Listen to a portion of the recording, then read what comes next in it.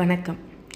இன்றைக்கி நம்ம அறிவோம் ஆன்மீகம் சேனலில் எதை பற்றி பார்க்க போகிறோம் அப்படின்னா, தடைகள் விலகி சுகமான வாழ்வு பெற காமதா ஏகாதேசியில் என்ன செய்யணும் அப்படின்றத பற்றி தான் பார்க்க போகிறோம். இதை பற்றின முழு பதிவும் பார்க்குறதுக்கு முன்னாடி நம்ம அறிவோம் ஆன்மீகம் சேனலை இது வரைக்கும் சப்ஸ்கிரைப் செய்யாதவங்க மறக்காமல் சேனலை சப்ஸ்கிரைப் செஞ்சுடுங்க. ஏகாதசி திதி அப்படின்றது பெருமாளோட விரதம் அப்படின்றது எல்லாருக்குமே தெரியும். ஒரு உகந்த நாள் அப்படின்னு சொல்லலாம்.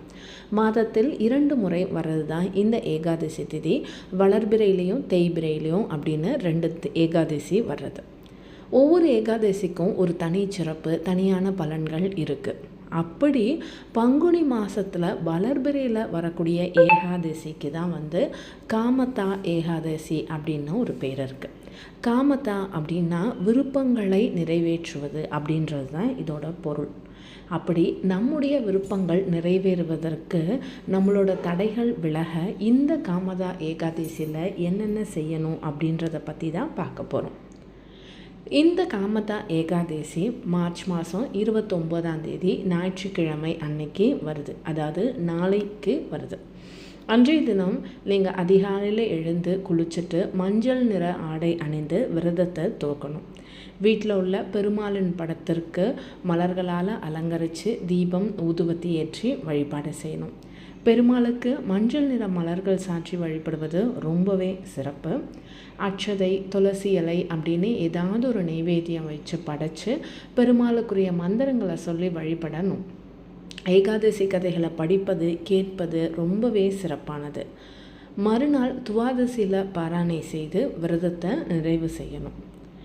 இதுக்கான சரியான வழிபாட்டு நேரம் அப்படின்னு பார்த்தீங்க அப்படின்னா, நாளைக்கு மார்ச் மாதம் 29ஆம் தேதி ஞாயிற்றுக்கிழமை அன்னைக்கு காலை 7:28 முதல் பூஜை செய்வதற்கான நல்ல நேரம் துவங்குகிறது. அதே மாதிரி பகல் 12:30 மணிக்கு 12:30 மணி இந்த பூஜைகளை நீங்கள் செய்யலாம். காமதா ஏகாதசி உங்களோட விருப்பங்களை நிறைவேற்றக்கூடிய திருநாள் அப்படின்றதுனால ஏகாதசி அன்னைக்கு பூஜைகளை நிறைவு செய்த பிறகு அமைதியாக அமர்ந்து பெருமாளிடம் உங்கள் மனசில் இருக்கக்கூடிய அனைத்து விருப்பங்களையும் சொல்லி அந்த விருப்பங்கள் அனைத்தும் நிறைவேற மனசார வேண்டிக்கோங்க. அப்படி நம்மளோட விருப்பங்கள் நிறைவேறதற்கு நமக்கு தடையாக இருக்கக்கூடியதை நம்ம ஒரு சில முக்கியமான பொருள்களை தானம் செய்கிறது மூலமாக அந்த தடைகள் நீங்கி நமக்கு எல்லாமே சுபமாக நடக்கும்.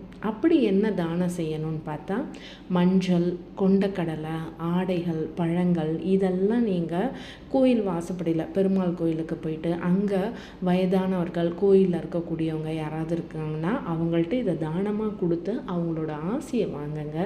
கண்டிப்பாக தடைகள் அனைத்தும் நீங்கி நீங்கள் விருப்பப்பட்ட அனைத்துமே உங்களுக்கு மங்களகரமானதாக நடக்கும். இந்த பதிவு உங்களுக்கு பிடிச்சிருக்குன்னு நம்புகிறேன். பதிவு பிடிச்சிருந்துச்சுன்னா மறக்காமல் கமெண்ட் பண்ணுங்கள், ஷேர் பண்ணுங்கள், சப்ஸ்கிரைப் பண்ணுங்கள். வாழ்க வளமுடன்.